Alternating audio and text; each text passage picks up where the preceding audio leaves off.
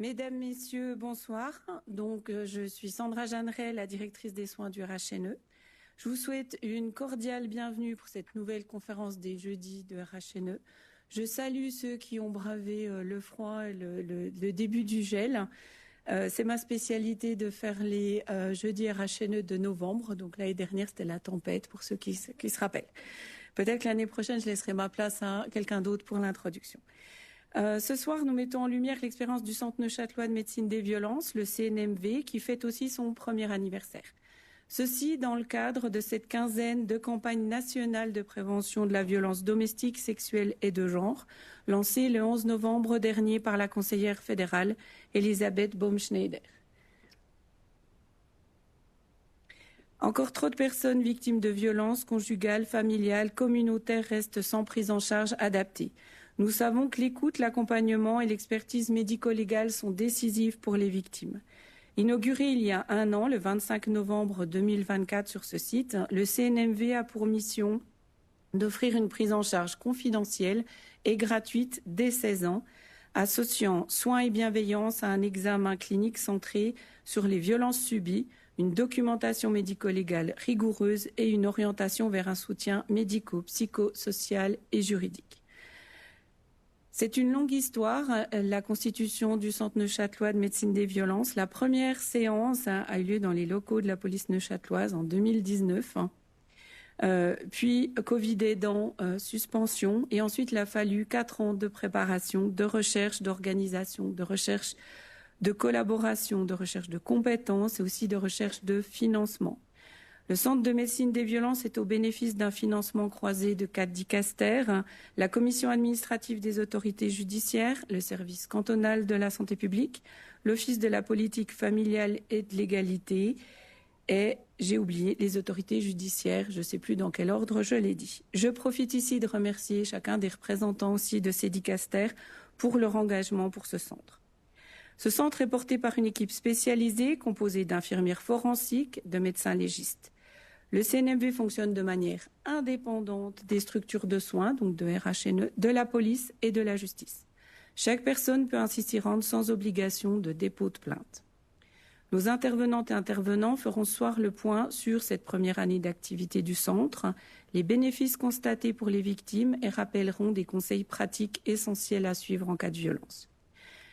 Donc, nous aurons la chance d'avoir Mesdames Éléonora Brogna et Axel Boyau, infirmières forensiques spécialisées, Madame Nathalie Sester-Jolia, chef commissariat forensique, Monsieur Marc Rémy, juge cantonal, ex-procureur.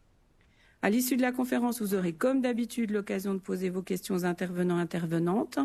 Et puis, dans la salle, nous avons aussi la doctoresse Josiane Zeyer-Brunner, médecin légiste de l'Institut de médecine légale de Berne. Nous vous souhaitons une bonne conférence et à l'issue, nous poursuivrons les échanges lors d'un apéritif. À vous, mesdames.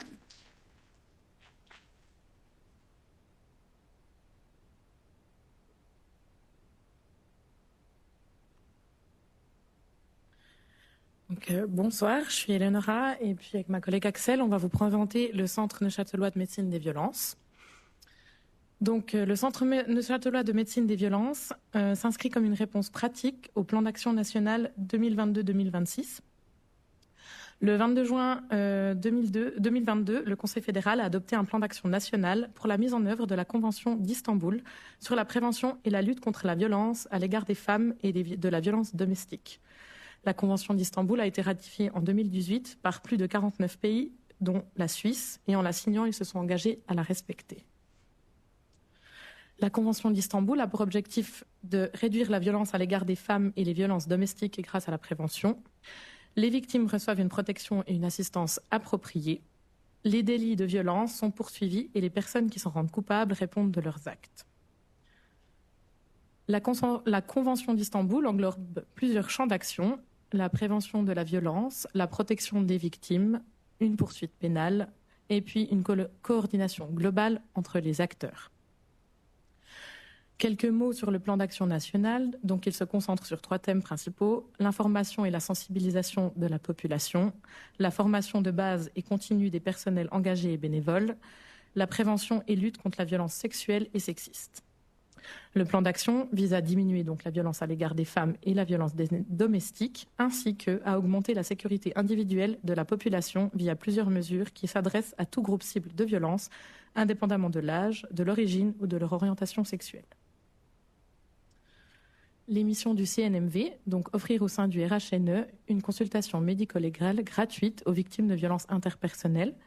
Donc cette consultation est gratuite, ce qui veut dire qu'il n'y a pas de facturation, pas de besoin de déclarer l'agression à l'assurance accident et pas de frais de franchise. Elle s'adresse à toutes les victimes de violences physiques de plus de 16 ans, donc pour les victimes de violences domestiques ou dites de couple, les victimes de violences familiales et les victimes de violences communautaires. Nous avons pour mission d'assurer la stricte confidentialité des consultations médico-légales à toutes leurs étapes. Donc, les dossiers du patient dans le programme informatique utilisé par le CNMV ont un accès avec un périmètre restreint, uniquement aux personnes concernées par la prise en charge de la victime. Nous utilisons pour la prise de rendez-vous des agendas indépendants des agendas utilisés au sein du RHNE. Nous ne transmettons aucune information à des services tiers sans le consentement de la victime. Le constat et les photos sont remises en main propre à la victime. Nous n'avons pas de facturation, donc pas de courrier. Et puis, lors de la prise de rendez-vous, nous convenons avec la victime d'un numéro de téléphone sécure sur lequel elle peut être atteignable. Et puis, nous voyons aussi avec elle s'il y a des horaires à respecter pour que les appels soient faits de manière sécure. Nous contribuons au suivi des statistiques cantonales des violences interpersonnelles, en particulier des violences domestiques. Donc, on utilise un programme informatique dans lequel on référence plusieurs informations au sujet des victimes. On leur pose plusieurs questions et les réponses peuvent être extraites de manière anonyme afin d'en tirer des statistiques. Ces chiffres pourraient également servir afin de pouvoir cibler des éventuels besoins de prévention et d'information auprès de la population. Comme dit tout à l'heure, nous sommes là aussi pour répondre aux engagements cantonaux et fédéraux selon la Convention d'Istanbul. Nous avons pour mission d'améliorer la prise en charge médico-légale des patients victimes de violences et un meilleur relais vers les réseaux des partenaires. Donc, les équipes du CNMV sont formées à la prise en charge des victimes de violences, à la prise de photos selon les normes médico-légales. Chaque constat est supervisé par une médecin légiste. Les équipes du CNMV connaissent les réseaux partenaires avec qui elles travaillent et puis nous nous rencontrons ponctuellement afin de faire le point sur les pratiques de chacun afin de pouvoir connaître les meilleures orientations en fonction des besoins des victimes.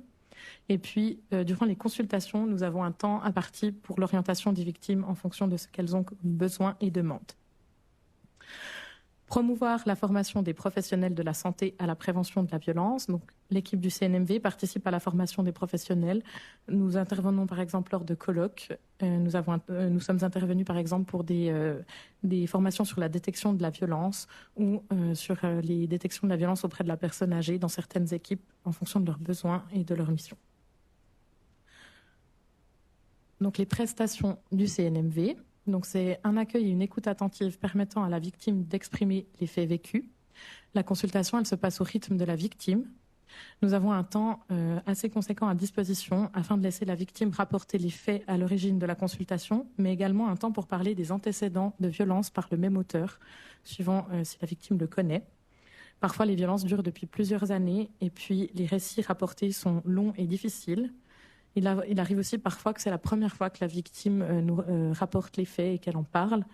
Et puis ça peut amener parfois aussi à une certaine prise de conscience. Donc il faut s'imaginer que durant la consultation, ça peut remuer beaucoup d'émotions. Donc on peut aussi proposer aux victimes de faire des pauses, de boire un verre d'eau, de s'aérer par exemple si elles en ressentent le besoin. Donc nous avons vraiment un temps imparti pour les victimes. Nous faisons un examen clinique ciblé sur les violences subies avec une documentation médico-légale, donc un constat de coups et blessures avec des photographies. Donc on fait un examen clinique de la victime de la tête aux pieds à la recherche de lésions en lien avec l'agression. Et puis on prend en photo ces lésions. La prise de photo permet de garder une preuve de ces lésions si la victime, par exemple, ne souhaite pas porter plainte tout de suite ou qu'elle ne souhaite pas d'entamer de procédure judiciaire tout de suite.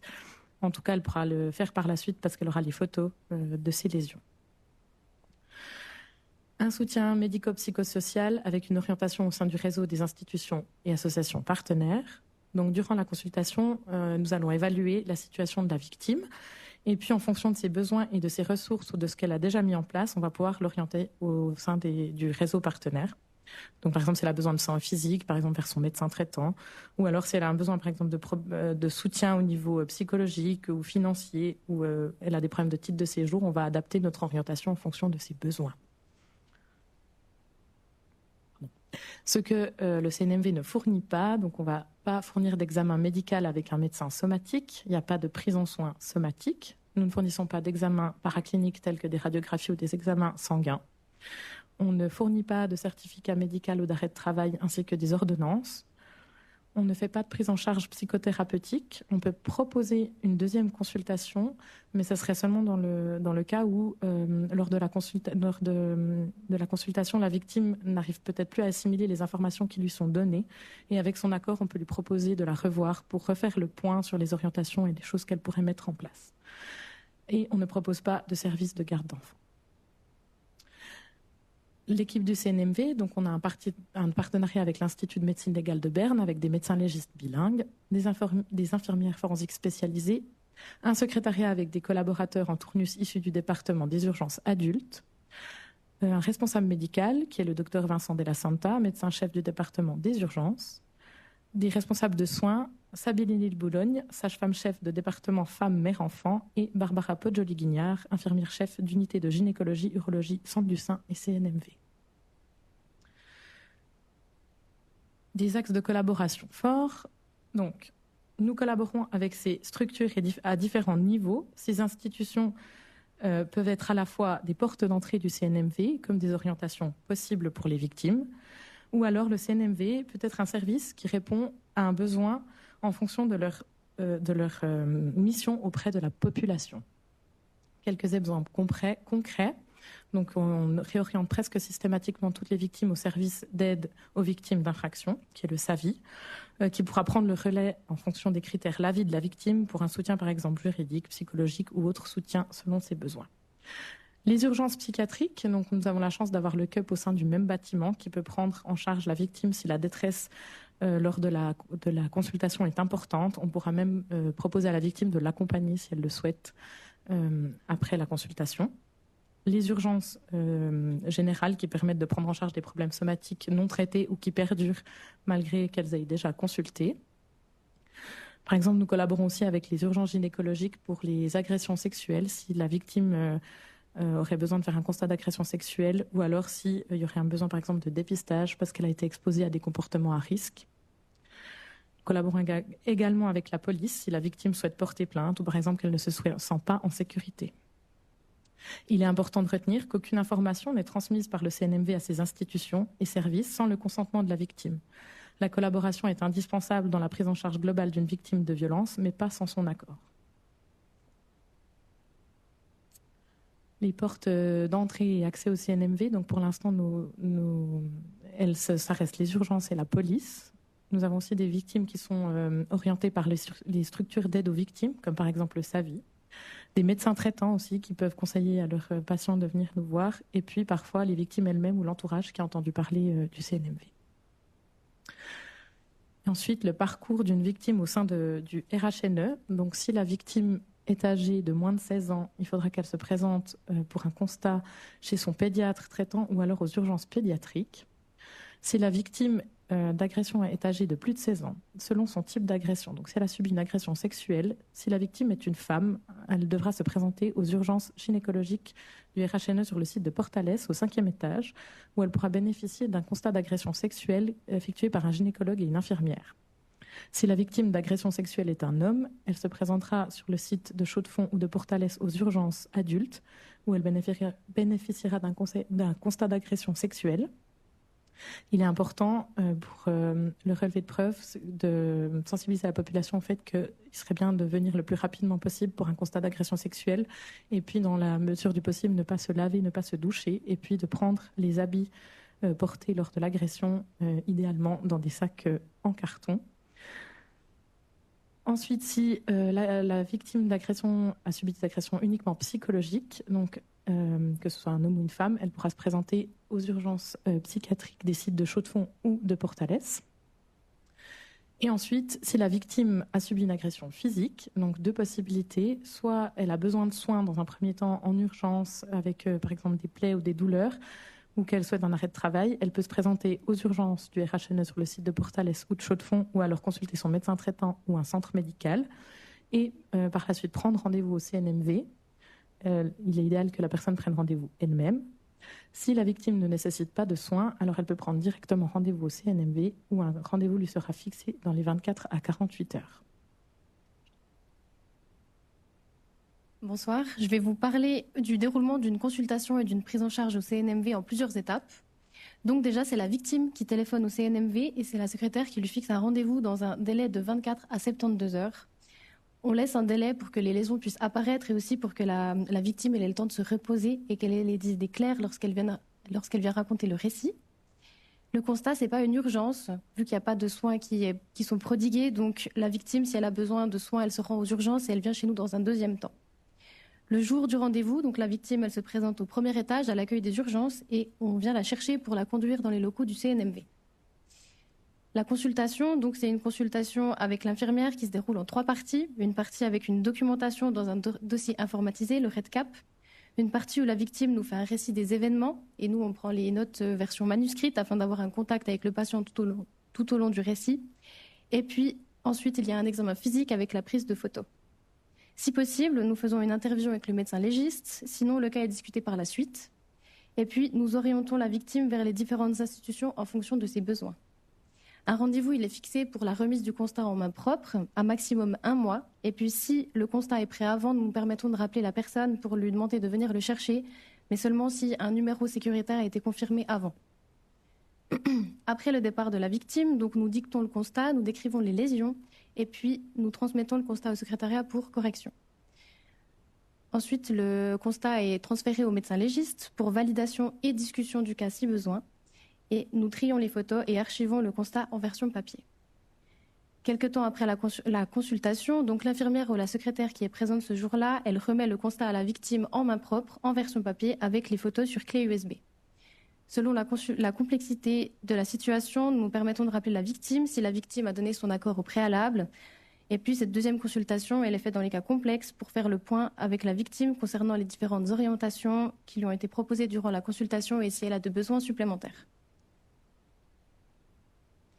Alors, les objectifs des constats de coups et blessures, dans un premier temps, c'est de servir en cas d'une éventuelle procédure judiciaire immédiate ou future et de permettre de laisser une trace de l'événement avec le constat rédigé et les photos sur clé USB.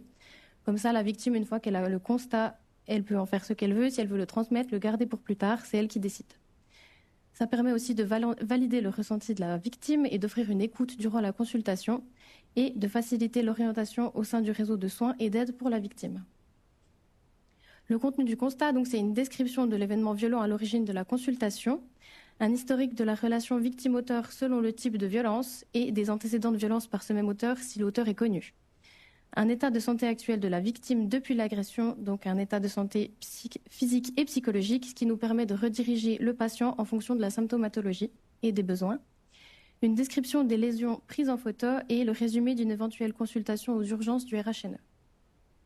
La durée d'une consultation, c'est entre 2 et 4 heures. C'est une fourchette qui est assez large, mais c'est la consultation qui peut durer jusqu'à 4 heures. C'est le temps qui est mis à disposition pour la victime.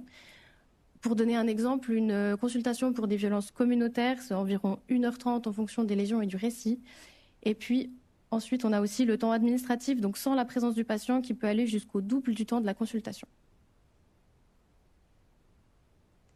Alors là, nous avons les chiffres du 20 novembre 2024 jusqu'à la fin du mois d'octobre. Donc depuis l'ouverture du centre, nous avons accueilli 186 victimes d'une moyenne d'âge de 37 ans avec un rapport de 53% d'hommes et 47% de femmes. Nous pouvons voir sur le graphique à gauche qu'il y a 59% de violences communautaires avec 2 types, donc 43% de violences communautaires non institutionnelles, par des inconnus ou des proches sur la voie publique dans un appartement, et 16% de violences communautaires institutionnelles, donc par des inconnus ou des proches de la victime dans des écoles, des foyers, des entreprises. Il y a 28% de violences conjugales. Quand on parle de violences conjugales, on fait référence aux couples faisant ménage commun. 11% de violences familiales, donc la famille au sens large, oncle, tante, et les couples sans notion de ménage commun. Et les 2% restants, ce sont les ex-partenaires. Sur le diagramme de droite, il y a 93% de violences physiques qui sont à l'origine des consultations, 4% de violences sexuelles, 2% de négligence ou privation et 1% de violences psychologiques, à savoir que ces 7% ont été redirigés vers les différentes institutions, comme ma collègue en a parlé sur les slides précédentes. Donc les plus-values du centre et les points clés à retenir, c'est que cette consultation, elle est gratuite, il n'y a aucune facturation, il n'y a pas de facture qui est envoyée au domicile de la victime. C'est un personnel qui est formé, qui donne les consultations, donc avec de la pratique et des formations, dont un CAS en violence interpersonnelle, aspects et soins médico-légaux. Un temps d'écoute et de consultation adapté, il y a 2 consultations maximum par jour, donc on laisse jusqu'à 4 heures avec la victime. Il y a la possibilité d'organiser un traducteur par téléphone ou en présentiel, ce qui donne les mêmes possibilités à toute la population et la même accessibilité à tout le monde sans barrière de langue. Le constat et les photos sont sécurisés dans un périmètre restreint. Seulement les personnes qui ont accès au CNMV peuvent disposer de ces informations, ce qui garantit la confidentialité à toutes les étapes. Et enfin, une orientation facilitée vers le réseau de partenaires.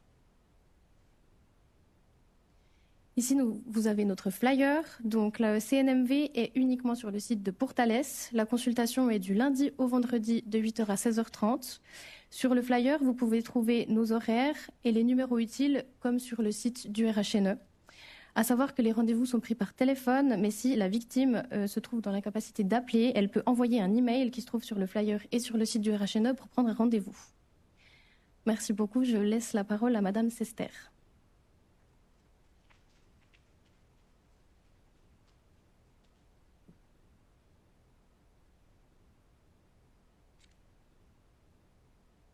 Voilà, bonsoir, je représente la police neuchâteloise ce soir. Donc, destiné aux victimes, le CNMV, de notre point de vue, étoffe le réseau en place pour lutter contre les violences. Il constitue en effet un point d'entrée supplémentaire, neutre, pour les victimes. Et de notre point de vue, l'adaptation à la diversité des situations de violence est donc améliorée. Cela renforce également la qualité de soutien par les professionnels formés, en offrant un soutien, des conseils, en orientant les victimes en fonction de leurs besoins, de leurs souhaits. Le CNMV augmente dès lors les facteurs de protection, ce qui contribue à prévenir une nouvelle victimisation. De son côté, la police rend attentives les victimes à l'existence du CNMV et les invite à s'y rendre, en particulier si elles évoquent des violences physiques, justement pour documenter ces traces de violence. À l'inverse, le CNMV, comme on vous l'a dit tout à l'heure, elles évoqueront avec les victimes la possibilité d'activer la police si elles le souhaitent. Mais ça reste vraiment le choix de la victime au final. Il en est de même pour les autres partenaires qui ont été évoqués sur une des premières slides. Le SAVI, par exemple, a également intégré maintenant le CNMV dans le réseau de partenaires vers lesquels ils peuvent orienter les victimes.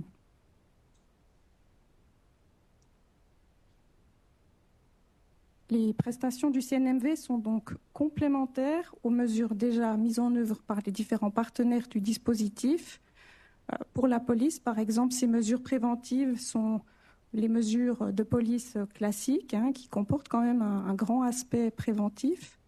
On a aussi la possibilité de faire évaluer des situations de violence annoncées à la police par les spécialistes de la brigade MPV, menaces et prévention de la violence, et faire des actions concrètes auprès des victimes et des auteurs. Vous avez peut-être pu lire dans les médias en ce début de semaine que le Conseil d'État va renforcer l'effectif de cette brigade MPV. On s'en réjouit. On a également la possibilité, la loi sur la police nous l'autorise, la possibilité d'expulser l'auteur de violence du domicile pour autant que la victime et l'auteur fassent ménage commun. Et l'intention derrière toutes ces mesures est toujours de prévenir d'autres violences et permettre à la victime, au réseau de partenaires, de travailler à la résolution durable de la situation. Donc au final, quel que soit finalement le point d'entrée choisi par la victime, le CNMV, le SAVI, la police et les autres partenaires, la prise en charge reste cohérente.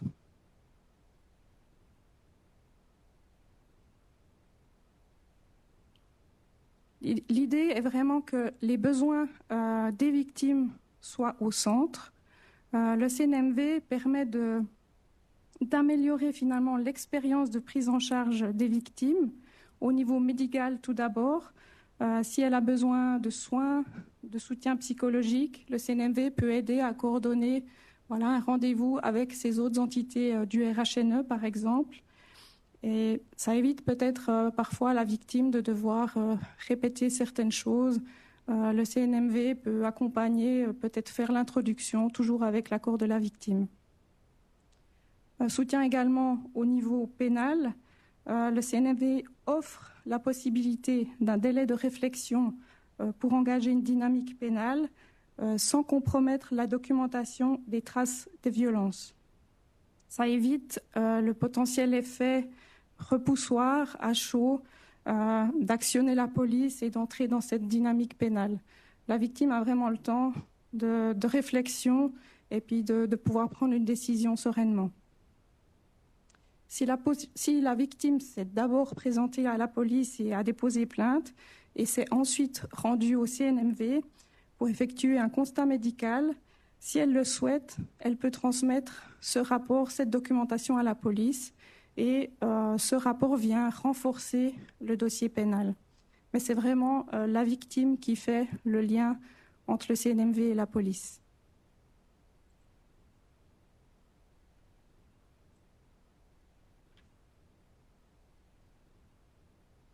Donc il faut bien comprendre que, comme ça a déjà été dit, le CNMV fonctionne vraiment de façon indépendante par rapport à la police. La police a soutenu financièrement la mise en place du CNMV parce qu'elle voyait une plus-value pour les victimes et la lutte contre les violences en général. Le lien, comme je viens de le dire, est vraiment fait par la victime.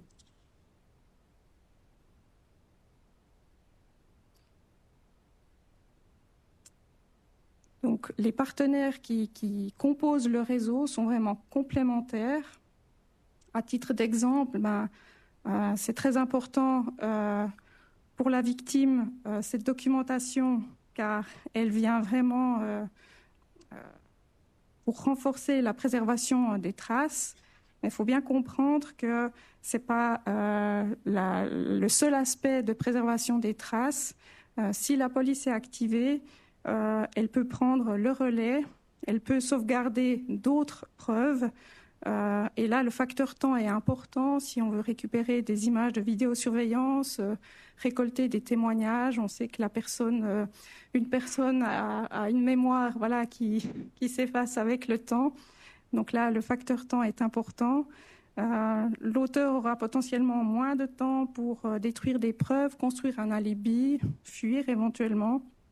La police pourra aussi prendre des mesures pour éviter une récidive de l'auteur s'il est connu, protéger ainsi les victimes, cette victime-là ou d'autres victimes de récidive. Et il pourra éventuellement aussi effectuer des prélèvements sur le lieu des faits, sur les vêtements de la victime, éventuellement sur la victime elle-même. Et ces traces matérielles se dégradent également très rapidement. Et finalement, la police pourra également conseiller, soutenir, aiguiller les victimes, tout comme les autres membres du réseau.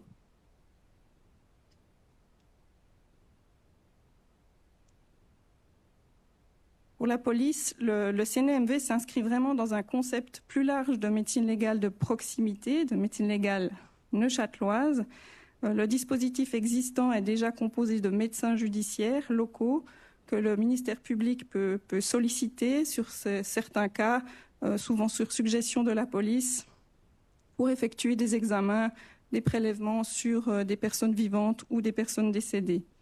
On a aussi une très bonne collaboration avec le CURM, le Centre universitaire roman de médecine légale, basé à Lausanne, si on a besoin d'examens médico-légaux complémentaires. Donc, avec ces consultations médico-légales du CNMV, le dispositif médico-légal du canton est renforcée et la présence sur le territoire neuchâtelois augmentée, et on s'en réjouit.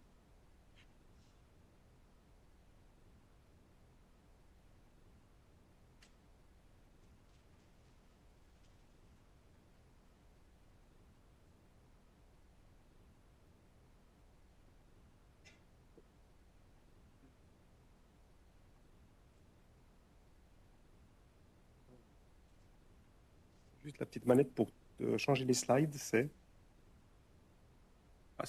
sur l'écran directement. J'ai encore l'ancienne méthode. Parfait, merci d'avoir invité la justice ce soir pour être présent lors de cette présentation. Vous allez peut-être vous demander pourquoi un juge cantonal vient ce soir pour vous parler de quelque chose qui concerne davantage un procureur.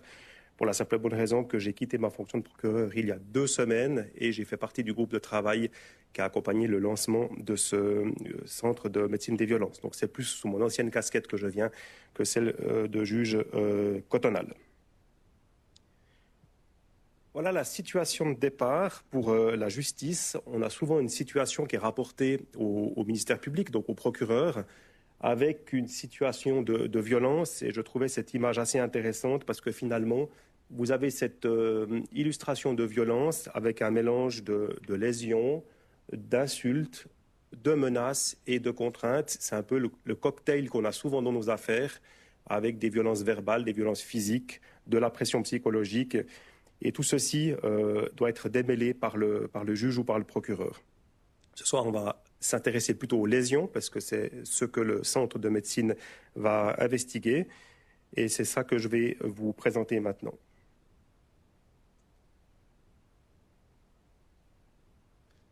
Voilà, une petite illustration. Vous avez le juge qui est dans son bureau. Ça peut être un procureur.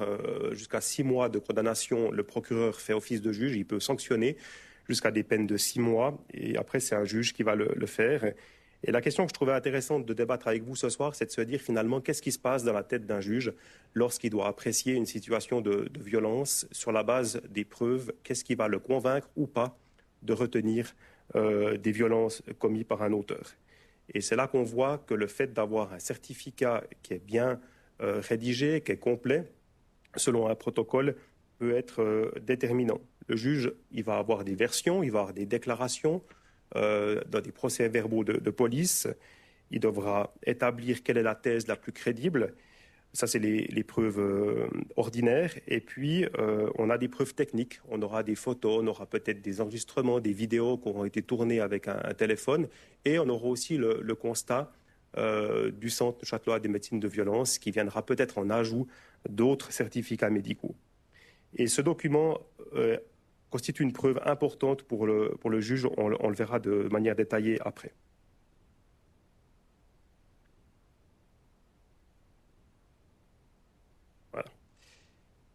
Je vous ai mis quelques notions, on ne va pas faire un cours de droit ce soir, mais c'est des notions importantes dans la tête d'un juge pour savoir finalement, au final, sur la base du certificat notamment, est-ce qu'il va retenir des faits à charge d'un auteur ou pas.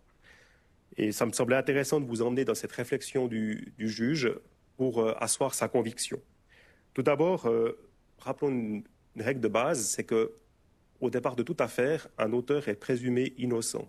Donc on part avec quelqu'un qui est profondément innocent dans une procédure et c'est justement le travail et la charge de l'accusation, donc de la police mais du ministère public, de renverser cela et d'amener la preuve que cette personne est bien l'auteur des actes qu'on lui reproche. Si le ministère public n'arrive pas à apporter cette preuve, on reste dans le scénario de base, à savoir que la personne est innocente. Et dans notre pratique, ça arrive à quelques reprises, qu'on soit convaincu que quelque chose se soit passé, mais qu'on n'arrive pas à le prouver, surtout dans des affaires de meurtre, des affaires sexuelles, qu'on n'arrive pas à rapporter la preuve devant un tribunal, et la conclusion, c'est que la personne reste innocente et qu'elle n'est pas condamnée. C'est un peu frustrant pour un procureur, mais la règle de base, c'est que c'est vraiment à nous de faire le job et de prouver quelque chose, et si on n'arrive pas à le faire, on reste dans un scénario d'innocence. En plus, les preuves sont librement appréciées par le juge. Ça veut dire que le juge, il est libre dans son appréciation. Un témoignage, un certificat médical, le juge va examiner ça avec ses critères. Il n'y a pas de preuve qui s'impose à un juge. Anciennement, on avait ce qu'on appelait les preuves légales. Il y a des systèmes juridiques qui le connaissent encore, c'est-à-dire que certains types de preuves emportent forcément la conviction du juge. On pourrait penser aux déclarations d'un policier. Chez nous, ce n'est pas une preuve légale. La déclaration d'un policier peut être mise en cause par un magistrat. On avait des systèmes où on se disait, si on a 4 preuves qui vont dans le même sens, forcément qu'elles vont être admises. Non, il n'y a pas d'automatisme pour reconnaître la valeur d'une preuve. Chaque preuve est examinée individuellement par un magistrat. Ça veut dire aussi qu'une expertise médico-légale peut tout à fait être remise en cause par un magistrat. Il peut l'accepter ou bien il peut la contester, en sachant qu'en principe, un magistrat est lié par une preuve technique, à moins qu'il ait des bons arguments pour s'en écarter. Ça veut dire que la valeur probatoire d'un certificat médical sera élevée, mais que le magistrat peut rester critique par rapport à cela. En plus, il n'y a pas de numerus clausus des preuves, donc on peut déposer tout type de preuves, on peut faire preuve de créativité, il n'y a pas un catalogue des preuves qui seraient recevables et des preuves qui ne seraient pas recevables. Et si le juge, à la fin de son raisonnement, arrive à la conclusion qu'un doute important subsiste, il devra arriver à la conclusion que la personne ne peut pas être condamnée. Et là, c'est un exercice intellectuel de démêler les témoignages, les preuves techniques, les certificats médicaux pour se dire est-ce qu'on tombe dans une condamnation ou pas. Et puis là, vous avez cette notion importante d'intime conviction. C'est l'intime conviction qui va faire qu'un procureur ou un juge va retenir les faits à la charge d'un auteur. Et cette intime conviction, elle n'est évidemment pas chiffrable. Certains auteurs ont essayé l'exercice de se dire est-ce qu'on doit être convaincu à 60%, à 70%. Certains auteurs ont avancé le chiffre de 95%. Ça vaut ce que ça vaut, mais ça veut dire qu'en fait, pour qu'un juge soit convaincu, on ne demande pas qu'il ait une certitude, parce que la certitude, on ne l'aura jamais, mais c'est une vraisemblance qu'on doit avoir, mais une vraisemblance élevée. Le tribunal fédéral parle d'une vraisemblance au-delà de tout soupçon, au-delà de tout doute raisonnable, pardon. Ça veut dire qu'on peut arriver à la conclusion que c'est vraisemblable que l'auteur ait fait cela. Il reste quelques doutes qui sont peut-être théoriques, mais on s'approche de quelque chose qui s'approche de la certitude, et là, on peut retenir un verdict de culpabilité. Donc, le magistrat doit avancer dans ce raisonnement-là, en termes de vraisemblance élevée, pour arriver à la conclusion qu'une personne peut être condamnée, et à ce titre-là, un certificat de médecine des violences peut être déterminant pour asseoir la conviction du juge. Ensuite, si le juge retient les faits, voilà, par exemple, il y a eu des lésions, l'étape d'après, ce sera justement de se dire quelle infraction viser. Et c'est là qu'un certificat détaillé est important pour nous. Je vous ai mis une photo de quelque chose qui pourrait ressembler à une strangulation ou quelque chose, une personne qui a été prise au niveau du cou. Et suivant le certificat médical que l'on obtient, on peut retenir plusieurs qualifications juridiques qui ont des conséquences énormes dans la réponse judiciaire qu'on va donner. On pourrait retenir tout d'abord, premier scénario, que la personne a été poussée au niveau du cou, ce qu'on appelle des voies de fait, c'est puni d'une amende. On pourrait retenir que cette personne a été saisie momentanément au niveau du cou, de manière légère, ça fait un hématome, c'est plutôt le cas de figure qu'on a là, c'est des lésions corporelles, on pourrait imaginer une peine privative de liberté. Mais on peut aller aussi beaucoup plus loin, on peut considérer que cette personne a été saisie au niveau du cou, puis je parle sous le contrôle des médecins légistes, mais que cette personne a été saisie au niveau du cou, qu'elle a été étranglée, qu'on a coupé la respiration, on retrouve des traces de ce qu'on appelle des pétéchies, donc des ruptures de vaisseaux sanguins au niveau des yeux, qu'elle a suffoqué pendant un moment, et que là on retiendrait une mise en danger de la vie d'autrui, voire une tentative d'homicide, avec des peines de plusieurs années de prison.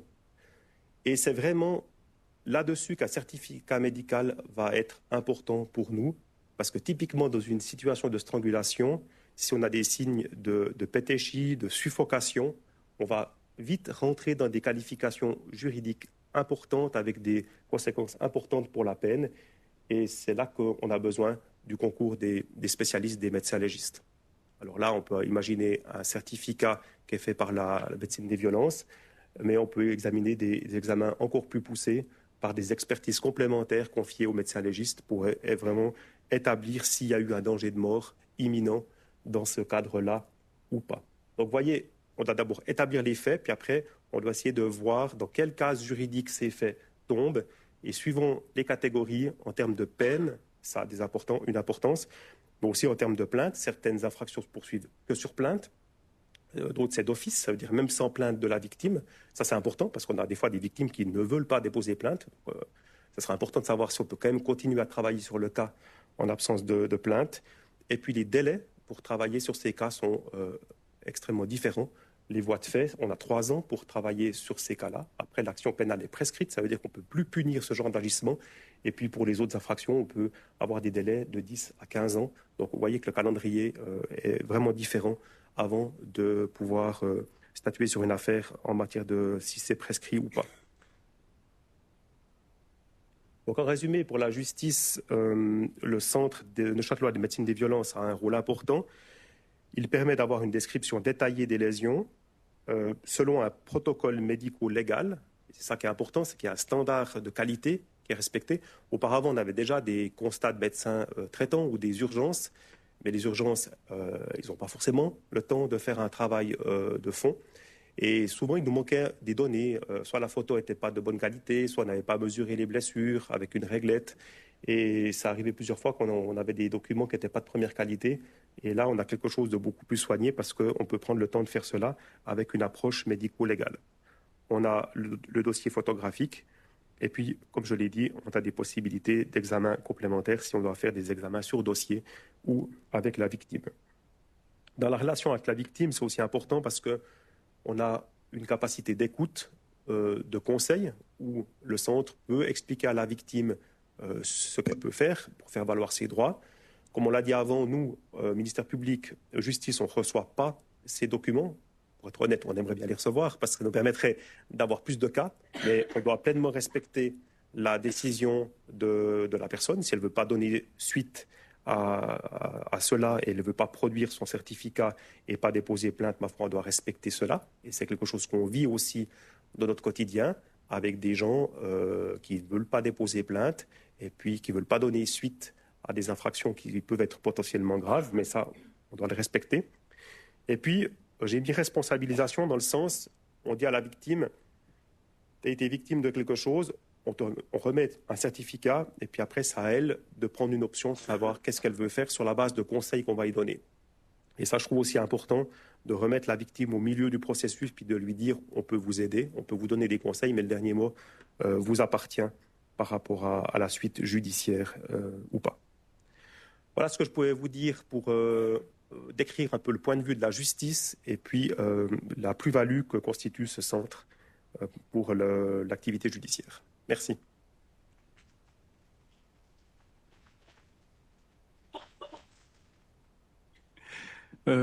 Comment vous, les infirmières forensiques, vous vivez l'aspect émotionnel de recueillir les témoignages ?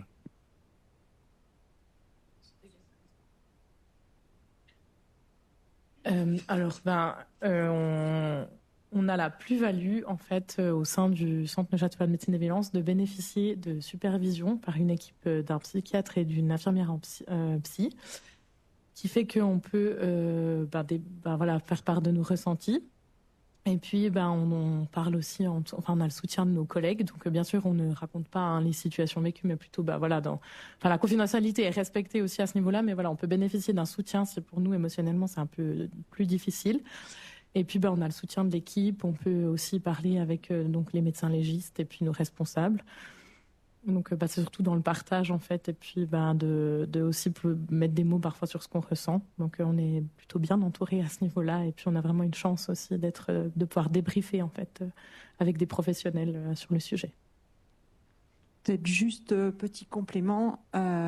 Il n'est pas recommandé d'avoir des hauts taux d'activité pour des infirmières forensiques dans cette prestation. Donc, Éléonora, elle partage son taux d'activité entre la gynécologie et le CNMV, ainsi qu'Axel. Karine, qui est avec nous aussi ce soir, elle, entre les urgences adultes et le CNMV. Ce serait difficile de travailler à plus de 60%, je pense. 60%, je pense que c'est le grand maximum au CNMV, si on veut tenir longtemps.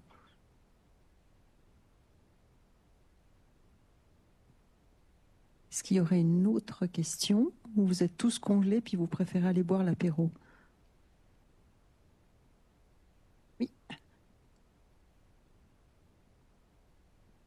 Par rapport au nombre de consultations que vous avez eues depuis l'année dernière, est-ce que ça a commencé doucement et maintenant il y en a de plus en plus parce que c'est de plus en plus connu, ou comment ça s'est passé en fait toute cette année?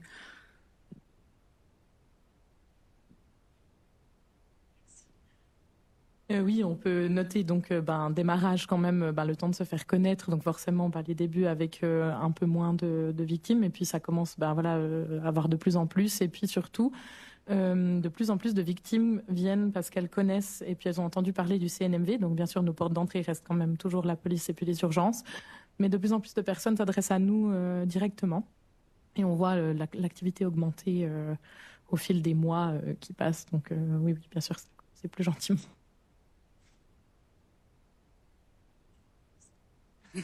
Désolée. Mais du coup, est-ce qu'il y a plus de consultations depuis qu'il y a le CNMV, ou par rapport avant la porte d'entrée, j'imagine que c'était les urgences pour les consultations, les constats de coups, les choses comme ça. Est-ce qu'il y a plus de consultations pour ça maintenant au sein du RHNE, ou est-ce que vous avez déjà regardé les chiffres Ma question sous-entend, est-ce que les gens sont rassurés d'avoir cette consultation? Est-ce qu'il y a plus de consultations maintenant qu'il y a la présence du CNMV ou pas, en fait? Alors, ce qu'on avait fait quand on a opérationnalisé l'idée d'avoir ce centre de médecine des violences, avec Vincent Della Santa, on avait regardé le nombre de constats coups et blessures qui avaient consulté aux urgences adultes. On était à peu près à 280 ou 300. Voilà, c'est ce qu'on avait dans nos chiffres en 2019. Et puis, il y avait à peu près 26 constats d'agression sexuelle chez les femmes. Donc, on est parti là-dessus. Maintenant, on n'y arrive pas encore. Mais on a bien l'intention d'y arriver. Est-ce que quelqu'un d'autre aimerait poser une question? Oui, tu as parlé, Marc, des infractions qui sont d'office, comment on dit ça, poursuivies, voilà. Ce sont lesquelles par rapport à... C'est déjà toutes les infractions d'une certaine gravité, donc mise en danger de la vie d'autrui, évidemment les tentatives d'homicide, il n'y a pas de place pour une plainte, on travaille d'office sur ces cas. Les lésions corporelles graves, donc celles où il y a eu un danger de mort ou bien une mutilation, ou bien une atteinte durable à la santé, ça c'est poursuivi d'office. Et puis après, dans les lésions corporelles simples et puis les voies de fait, en principe ça se poursuit que sur plainte, sauf en matière de violence conjugale. Donc en fait, il y a beaucoup d'infractions qui se poursuivent sur plainte, notamment dans un contexte de violence domestique. La règle a été faite en se disant que si on laissait le choix par exemple à la femme de porter plainte, il y aurait peut-être des problèmes dans le sens où elle ne serait pas motivée à déposer plainte à cause de la relation de couple. Donc, il y a beaucoup d'infractions qui se poursuivent d'office, avec un tempérament, parce qu'on a créé une règle, on a créé la règle qui l'annule, c'est de se dire on laisse un délai de réflexion de 6 mois, on peut suspendre la procédure si la personne ne le veut pas. Donc on a mis une rigidité, et ça nous arrive souvent dans la pratique d'avoir de la violence conjugale, à répétition notamment. On reçoit notamment madame, on lui explique que ça se poursuit d'office, elle nous dit je veux pas de suite à cette procédure, on lui fait peut-être comprendre que ce serait bien que ça se poursuive, mais c'est sa décision. Et puis, vu que c'est une poursuite d'office, on ne peut pas classer. Par contre, on peut suspendre 6 mois. On regarde la situation, si elle se stabilise ou pas. Puis au bout de 6 mois, on reprend contact et puis on lui demande quel est son choix. Et là, on est complètement libre. Il y a des cas où j'ai respecté le choix de la personne en disant elle ne veut pas de suite pénale, on arrête l'instruction. Et puis il y a des cas où j'ai estimé que malgré son vœu de mettre fin à la procédure, vu la typologie des blessures et la répétition, j'ai estimé que sa volonté n'était pas totalement libre, et puis j'ai renvoyé la personne devant le tribunal. Mais c'est extrêmement délicat parce qu'il ne faut pas que ce soit contre-productif pour la personne. En principe, la règle, c'est qu'on respecterait son choix, mais si on sent qu'elle est sous pression ou qu'elle fait ça pour essayer d'apaiser la situation, mais que derrière on a quand même de la violence à répétition qui est forte, là c'est aussi notre rôle de passer outre. Donc voilà un peu les équilibres. Mais l'essentiel se poursuit quand même sur plainte en matière de violence domestique. Moi, j'ai déjà Madame Sester, vous avez dit ça m'a fait penser à quelque chose quand vous avez parlé de mémoire qui s'efface avec le temps. Et moi, c'est très bien qu'il existe ce genre d'endroit.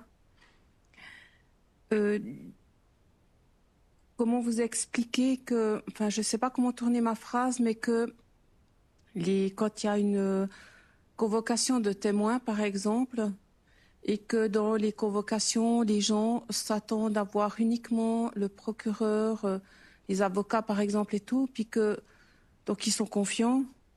Et au moment présent, il y a l'agresseur qui est présent. Tout à coup, forcément, les mémoires s'effacent, les gens ne se souviennent plus de choses. Comment vous expliquer qu'on puisse... C'est une forme de violence quand même, quelque part, pour ces personnes. Elles ne vont jamais parler librement en sachant qu'elles sont écoutées par la personne qu'elles dénoncent. Il n'y a pas un manquement quelque part. Quand j'ai évoqué les témoignages, je parlais plutôt de témoins, peut-être des faits, si ça se passe sur rue, par exemple. Maintenant, ce que vous évoquez là, donc des auditions, parfois, suivant la procédure, l'avocat du prévenu doit être présent. Donc là, on respecte simplement les lois.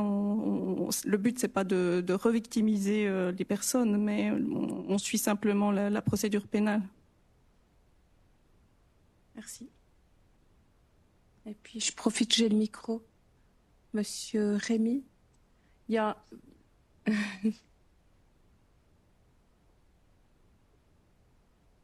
Vous avez utilisé un mot qui m'interpelle, le mot « convaincre ». Donc la personne, elle est victime, elle doit convaincre que c'est vrai ce qu'elle dit, que c'est vrai qu'elle a eu des coups, une personne, elle est victime, elle doit encore, elle, prouver qu'elle dit la vérité. C'est quelque chose qui est difficile. Et par la même occasion, vous avez dit, vous avez parlé de vidéos, de téléphones, d'enregistrements qui seraient très importants et utiles. Sur le terrain, c'est pas vrai parce que quand vous êtes en présence, je dis pas que ce que vous dites est faux, attention. Je dis que quand vous avez ce genre de preuves, on vous fait bien comprendre que comme ça, à l'insu de la personne, vous risquez une peine d'emprisonnement parce que vous violez sa sphère privée. Donc, entre ce que vous dites et ce qui se passe sur le terrain, il y a quelque chose qui joue pas. Plus sur le fait que la personne doit convaincre. En fait, c'est pas que la personne qui doit convaincre, c'est tout le dossier, c'est ses déclarations, mais c'est aussi le certificat médical. Mais c'est vrai que le système repose sur le fait que si on veut condamner quelqu'un, on doit arriver avec des éléments. Et puis, on doit convaincre un procureur ou un juge que les faits se sont passés de cette façon-là. Alors souvent, on a des violences qu'on qualifie entre quatre yeux. Il n'y a que 2 personnes qui étaient présentes. Et là, le juge peut parfaitement, en l'absence de tout autre moyen de preuve, s'il y a un certificat médical, ça va clairement aider. Mais pour retenir la thèse, le juge peut très bien donner la préférence à la version de la victime si il arrive à démontrer qu'il est plus convaincu par cette thèse que celle du prévenu. Donc, en fait, même avec des situations parole contre parole qui sont extrêmement fréquentes chez nous, on peut faire le choix de privilégier, mais il faut le démontrer dans son jugement en disant pourquoi est-ce qu'on donne plus de crédit à certaines déclarations. Donc ça, c'est la libre appréciation des preuves, mais c'est vrai que pour la victime, il faut amener des éléments avec un récit le plus précis possible. Et après, c'est le travail du procureur de faire en sorte que ces éléments soient reconnus.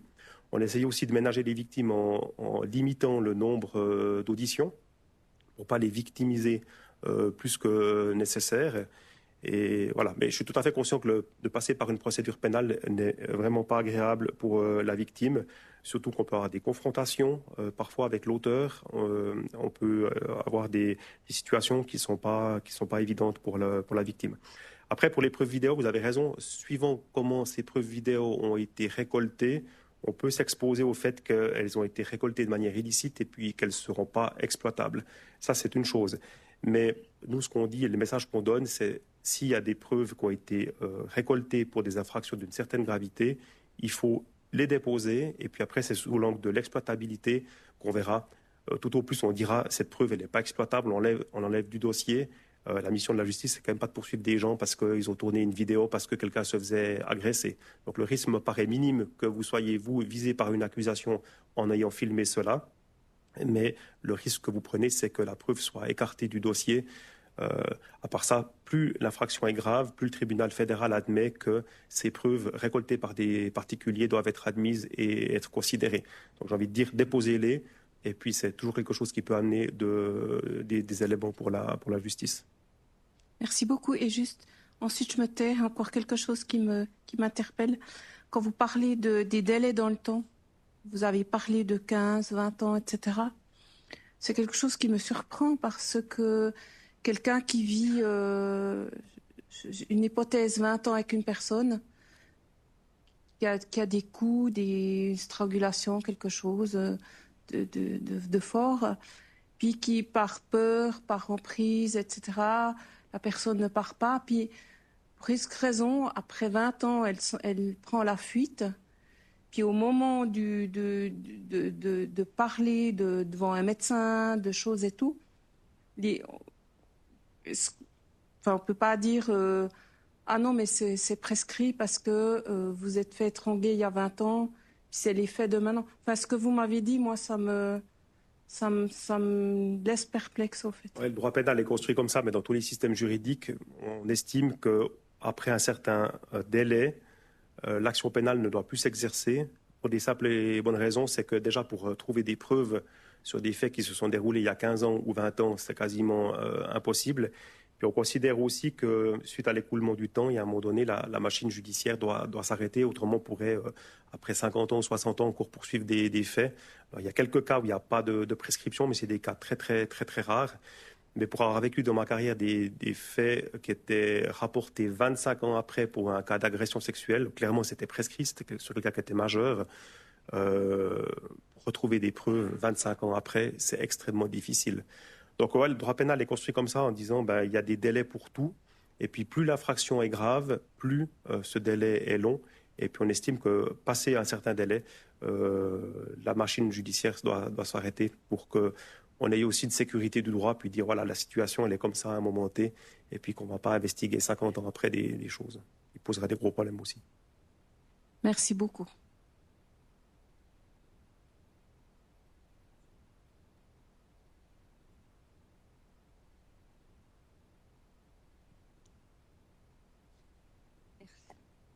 Moi, j'aimerais juste savoir, quand vous parlez de mesures d'éloignement, comment ça se passe?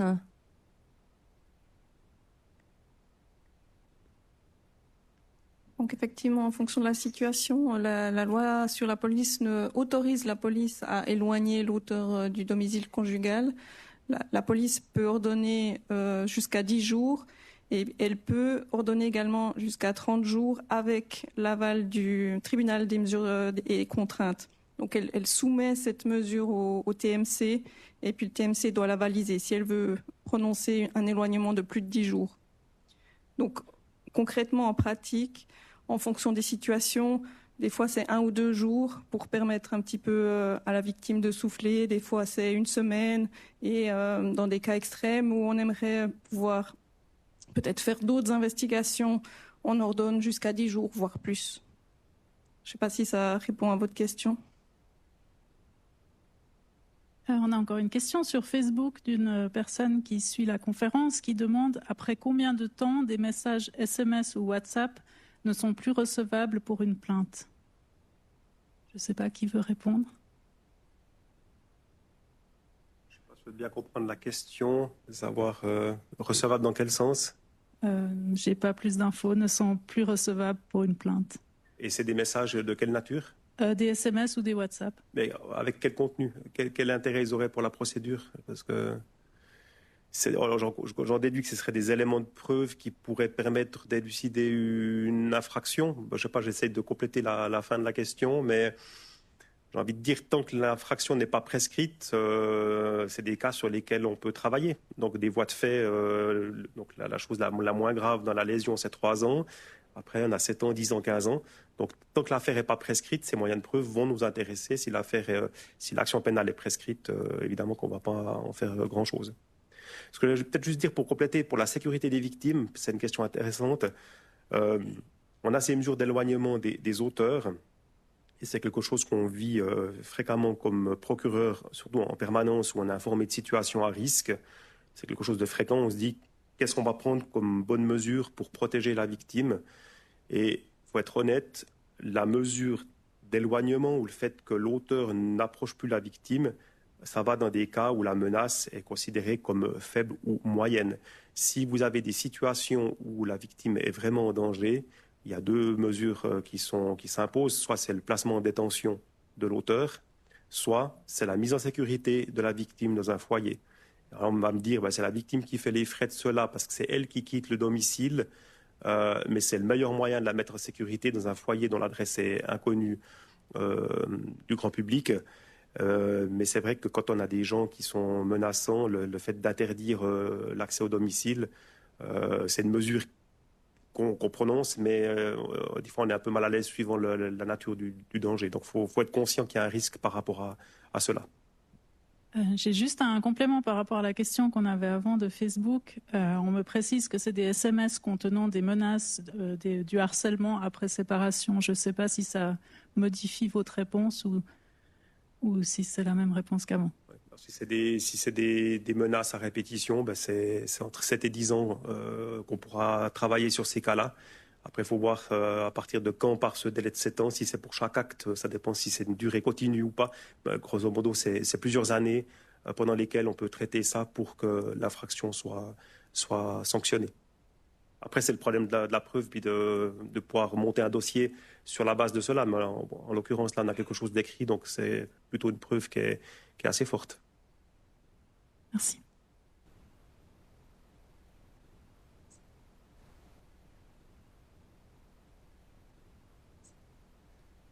Parmi les victimes qui ont consulté le CNMV, est-ce qu'on a une idée de combien ont porté plainte au final?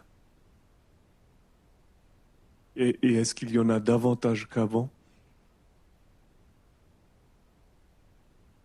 Pour l'équipe du CNMV, nous, on n'a aucun moyen de savoir la suite qui a été donnée au constat coups et blessures.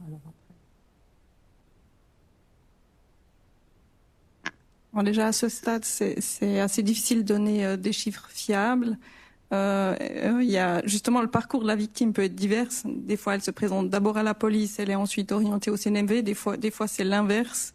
Et est-ce que c'est le passage au CNMV qui a engendré la plainte ou simplement c'était déjà le parcours dans sa tête qu'elle souhaitait faire? C'est ça qui est difficile de chiffrer.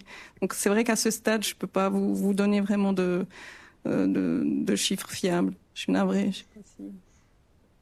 Regardez dans la littérature, dans des expériences d'autres cantons, on nous parlait de chiffres de tête, je ne sais plus si on était à 60% ou de certificats qui avaient été remis, qui avaient été produits dans les procédures. Nous, on a regardé, je n'ai plus le chiffre en tête, mais on est clairement en dessous de ces 60%. Donc on pourrait se dire au début, c'est étonnant, on délivre beaucoup de certificats, de constats de coups et blessures qui ne sont pas utilisés. Je pense qu'il faut quand même considérer que le centre est à ses débuts. Et puis qu'on doit vraiment le faire connaître, que les gens ont ce certificat dans la poche, ils se disent qu'est-ce qu'on en fait, est-ce qu'on va l'utiliser. Donc il faut laisser du temps pour voir quel sera l'impact. Et puis voilà, mais je pense que là il y a une marge de progression effectivement pour que les gens l'utilisent. Après, on a plus de violences communautaires que domestiques. Ça c'est aussi une surprise, en tout cas pour moi, parce qu'au départ je pensais qu'on aurait plus de violences domestiques. C'est ce que j'avais en tête en participant au projet. Donc ça veut dire, en résumé, on a davantage de gens qui se font casser la figure dans la rue que de violences de couple dans les chiffres. Mais là encore, je pense qu'on doit prendre ces résultats avec des pincettes. C'est que le début. Il y a un travail à faire pour faire connaître le centre. Et puis c'est fort possible que ça se rééquilibre après et qu'on ait plus de violences domestiques. Et avec plus de violences domestiques, c'est aussi possible que le taux de dépôt de ces certificats augmente aussi par la suite. Donc c'est vraiment pour moi des résultats provisoires et puis qui doivent être plutôt être qualifiés d'encourageants dans une phase de lancement. Quelqu'un d'autre aimerait intervenir? Oui. J'avais une question par rapport aussi aux notions de stalking, qui sont une certaine violence psychologique que des victimes peuvent subir. À quel moment elles peuvent agir au niveau plainte et pénal? Ou par exemple, si une victime porte plainte parce qu'elle a subi des agressions, mais par faute de preuves, on dit on classe le dossier, et que par la suite la personne continue à chercher le contact, à la harceler, à l'appeler, à attendre devant chez elle, à quel moment cette personne peut de nouveau agir ou agir? Alors, tout ce qui était classé par une décision, on ne peut pas revenir sur ces faits, sauf modification importante. On considère que ces faits-là n'ont pas été retenus par la justice. Après, s'il y a des faits nouveaux, on va rouvrir une nouvelle procédure et puis là, on peut redéclencher une procédure avec une plainte pour contrainte ou harcèlement obsessionnel. Donc, on a des dispositions légales. Les dispositions légales permettent clairement de punir ces comportements. On peut même les punir assez sévèrement. Donc, les outils, on les a.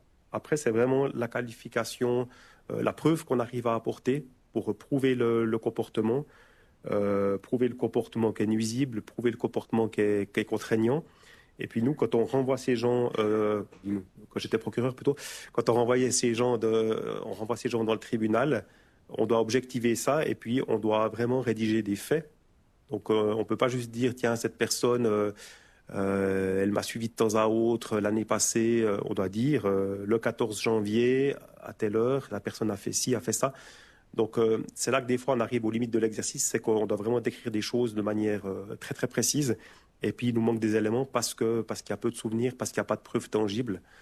Mais voilà, les dispositions existent et puis c'est puni quand on arrive à le prouver.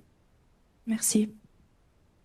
Je peux peut-être amener un complément par rapport à cette question. Alors bien sûr là, c'est s'il y a dépôt de plainte, mais je dirais si vous vous sentez suivi, menacé, harcelé, justement cette brigade MPV, brigade menace et prévention de la violence, est justement une brigade qui agit vraiment préventivement et elle peut prendre des mesures pour en tout cas essayer d'apaiser la situation, pour autant que l'auteur de stalking soit connu. Elle peut prendre des mesures avec l'auteur, mais également avec la victime pour renforcer sa protection ou peut-être lui donner des pistes pour justement dénouer ce cycle qui est néfaste. On a encore une dernière question peut-être là-bas. J'ai juste une question par rapport aux victimes de violences conjugales quand elles ont la volonté d'aller dans un foyer. Comment se fait le lien entre l'unité de médecine des violences et le foyer? Est-ce qu'il y a un intermédiaire ou c'est à la victime de faire la démarche ou vous proposez de vous faire le lien ou est-ce que ça passe par la police? Alors, concernant si la victime se présente au CNMV, donc ça dépend un peu de l'heure, on va dire. Par exemple, si c'est sur des heures où le SAVI est ouvert, on va proposer à la victime de passer par le SAVI, qui va prendre le relais et puis en fait qui fera toutes les démarches de manière vraiment sécurisée au niveau de l'adresse qui ne sera pas divulguée. Donc, de manière générale, ça sera le SAVI qui va prendre le relais sur les foyers d'hébergement.